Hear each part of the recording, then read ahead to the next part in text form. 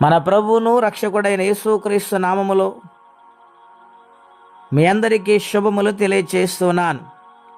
ప్రిలారా, దేవుని వాక్యమును ధ్యానిందాము. యెషయా గ్రంథం 5వ అధ్యాయము 3వ వచనం. కావున యెరూషలేము నివాసులారా, యూదావారులారా, నా ద్రాక్ష తోట విషయము నాకు న్యాయము తీర్చవలనని మిమ్మల్ని వేడుకొనుచున్నాను.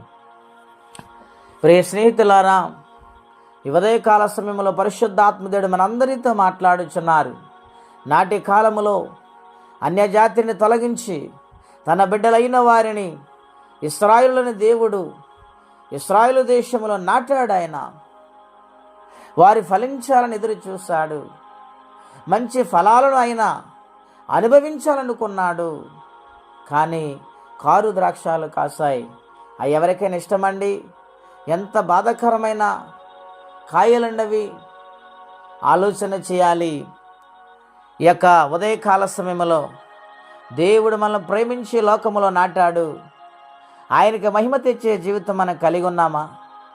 ఆయనకి ఇష్టమైన జీవితం మనం కలిగి ఉన్నామా? ఆలోచన చేయాలి ప్రియులారా. ఫలించే ద్రాక్షావళి ప్రతి ఒక్కరు ఇష్టపడతారు. కారు కాయలను ఎవరు ఇష్టపడతారండి? దేవుడు మనల్ని ప్రేమించి మంచి జీవితాన్ని ఇచ్చారు, మంచి జన్మనిచ్చారు ఆయన. మరి యొక్క జీవితంలో ఆత్మఫలములు మనము ఫలిస్తున్నామా? ఈ లోకములో కలిసిపోయి జీవిస్తున్నామా?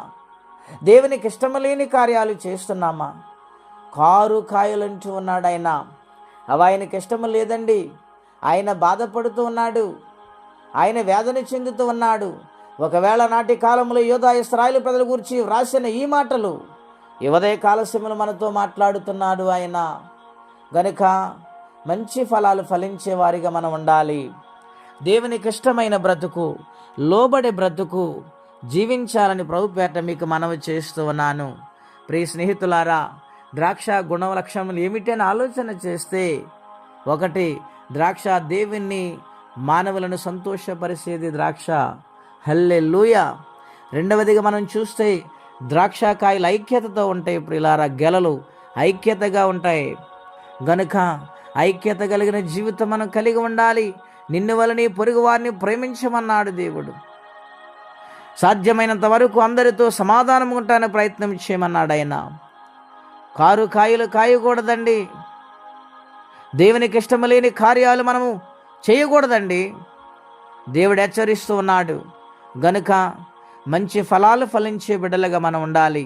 ఆయన అంటున్నాడు, నేనే ద్రాక్ష, నిజమైన ద్రాక్షావళిని, నాలోని మీరు తీగలు. గనుక తీగ ద్రాక్షావళిలో ఉంటే ఫలిస్తుంది, లేకపోతే ఫలించదని ఆయన హెచ్చరిక చేస్తూ ఉన్నాడు. గనుక ఫలించే ద్రాక్షావళి ఉందాము. నాడు ఇశ్రాయేలు యూదా ప్రజలు ఫలించలేని స్థితిలో ఉండి దేవుని బాధ పెట్టారు. నీవు నేను అలా ఉండకూడదని ఈ రోజున ఆయన ప్రేమతో హెచ్చరిక చేస్తున్నాడు. ఆయనకి ఇష్టమైన జీవితం కలిగి బ్రతుకుదాం, ఐక్యతతో జీవిందాము. అట్టి కృపా తీర్మానం పరిశుద్ధాత్మదేవుడు మనందరికీ దయచేయునుగాక.